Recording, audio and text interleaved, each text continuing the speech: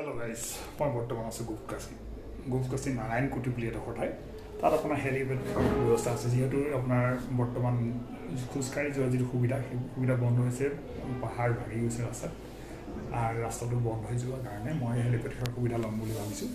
এতিয়ালৈকে যিহেতু মই টিকেট অলৰেডি কৰি ৰাখিছোঁ তথাপিও আপোনাৰ বতৰৰ ওপৰত কথা আছে যদি বতৰ ভালে থাকে মই হয়তো যাব পাৰিম মই যিটো ৰুমত মই আছোঁ তাৰ ওচৰতে আপোনাৰ হেলিপেড সেৱা আছে মই আপোনাক ভিউজটো দেখুৱাই দিছোঁ এই ওচৰতে মোৰ পিছফালে এখন দৰ্জাখন খুলিলে এটা বেলকনি আছে বেলকনিৰ পৰা চাব পৰা ইয়াৰ পৰা